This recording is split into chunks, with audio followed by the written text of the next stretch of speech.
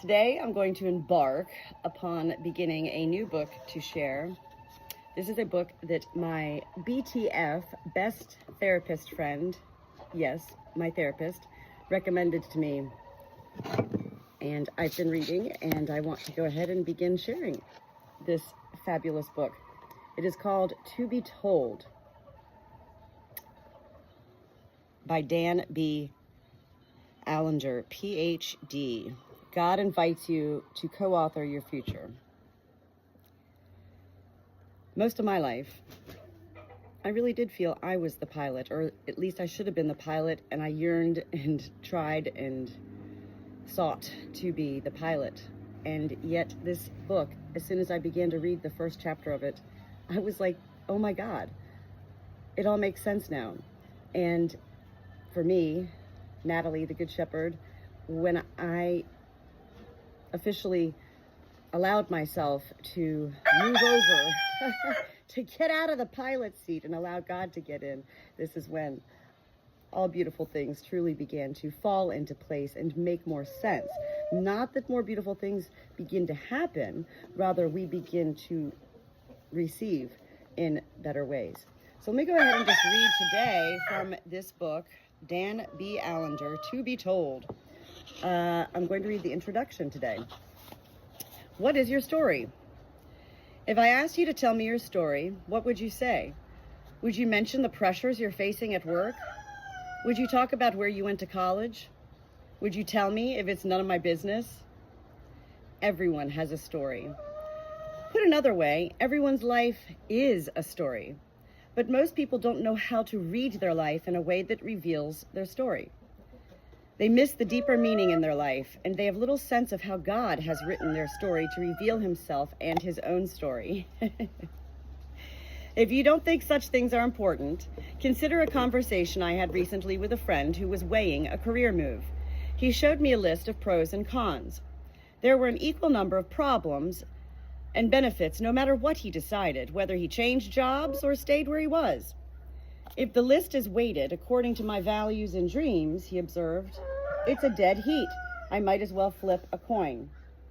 But my friend was overlooking his own story, the one thing that would give him direction in making the decision. He hadn't considered God's authorship of his life. He was aware of God's authority, but not of God's ongoing creative work in his life and in all our lives. Which choice allows you to live your life most consistently with how God has been writing your life story? I asked. My friend had no idea what I was getting at, so I asked him if he'd ever studied his life to see what story, what themes, and what plot God was writing his life to reveal. He still looked at me as if I were from outer space. Why would I study my life, he asked. I was there as everything happened, so what is there to study? This is a bright, honest, good man who is sensitive to God. He listens well to his wife's heart, and he is intentional about doing the right thing in countless areas of his life: health, finances, time with his kids, and spirituality. But he saw no value in reading his own story. Most of us have spent more time studying a map to avoid getting lost on a trip than we have studying our life, so we'll know how to proceed into the future. When we're preparing to make significant decisions, why will we study a stock report but fail to look at our own story? Why will we read various opt pieces to help clarify our views on a controversial topic but ignore our own past, which helped form our most important views? If we're taking a course, we're willing to study books that bore us to pieces, but we won't take time to review our own life, which holds answers about God and ourselves that will thrill us, amaze us, and sober us. We read and study a great variety of sources. We do read and study a great variety of sources and spend time researching our options in order to live in the right direction. But seldom do we approach our own life with the mindset of a student, eager to learn, gain insight, and find direction for the future. We habitually push aside the one thing that can clarify not only how we got to where we are today, but also where God is leading us tomorrow and beyond. Our own life is the thing that most influences and shapes our outlook, our tendencies, our choices, and our decisions. It is the force that orients us towards the future, and yet we don't give it a second thought, much less a careful examination. It's time to listen, to our own story. What your life reveals. If you stick with me a while, we'll take a close look at 4 core issues that are of crucial importance to you, even if you don't realize it yet. First, God is not merely the creator of our life.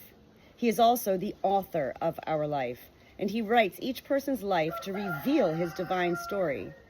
There never has been nor ever will be another life like mine or like yours. Just as there is only one face and name like mine, so there is only one story like mine. And God writes the story of my life to make something known about himself, the one who wrote me. The same is true of you. Your life and mine not only reveal who we are, but they also help reveal who God is. Second, neither your life nor mine is a series of random scenes that pile up like shoes in a closet. We don't have to clear our old stories to make room for new ones. Both your story and mine have unique characters, surprising plot twists, central themes, tension and suspense, and deep significance. Each is an intriguing tale, and neither is fiction. Our story is truer than any other reality we know, and each of us must discover the meaning of what God has written as our life story. In our story, God shows us what he's up to and what he wants us to be about. With the third core issue, things start to get exciting. When I study and understand my life story, I can then join God as a co-author. I don't have to settle for merely being a reader of my life. God calls me to be a writer of my future. He asks me to take the only life I will ever be given and shape in the direction he outlines for me.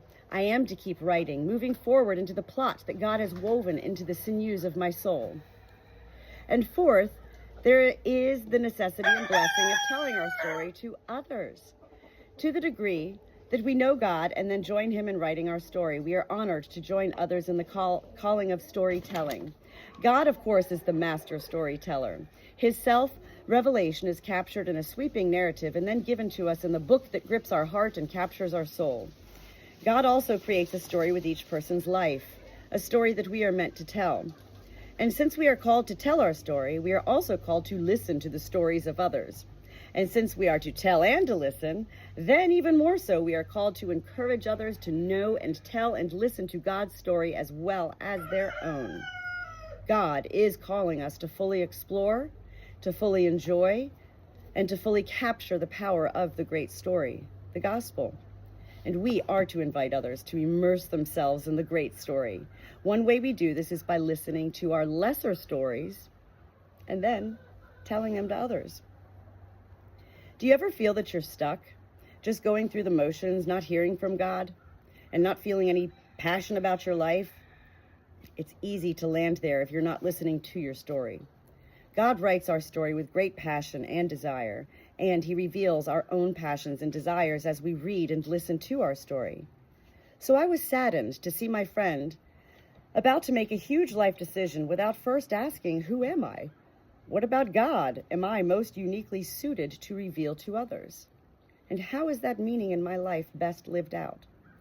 My friend wasn't listening to his own story to gain direction for his decision about the future. I'm grateful that he accepted the counsel of a self-confessed fool and answered a series of questions that I asked him to consider. You will be asked to answer the same questions as you read this book. To answer these simple questions, you must study your own story.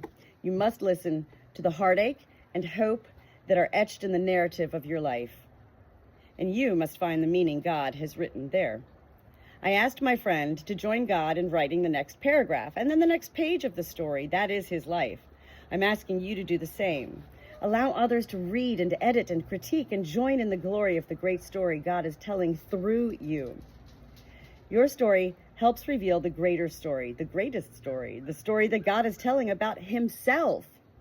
God intends for each of us to live for a greater glory and a greater story than our own. So take seriously the story that God has given you to live. It's time to read your own life because your story is the one that could set us all ablaze. I love this book. I love this. I love this book. I love reading books. I'm going to take a pause here. I love reading books where when I'm reading the words that somebody else wrote, I'm like, that's that. I get it. I understand. This is the way I live my life, you know? I mean, we are meant to share. What do you think I share on all my social media? I mean, what am I sharing? I'm sharing the stories of my life. It's not up to gaining mass audience. It is about being open to any audience. You can quote me on that. Good Shepherdess Natalie. In addition to listening to your story, you need to write your story. At the very minimum, this means you need to name your story. And naming means saying far more than, my parents largely ignored me and I felt abandoned. Or even, I had a happy childhood. I never knew life could be so hard until I grew up. In my work as a psychotherapist, I often hear these statements. But when I ask the person to narrate, to tell the stories of life that brought him or her to make these statements, I usually get nothing more than a stare. I might as well ask the person to tell me the meaning of E equals MC squared, and to do so in Farsi.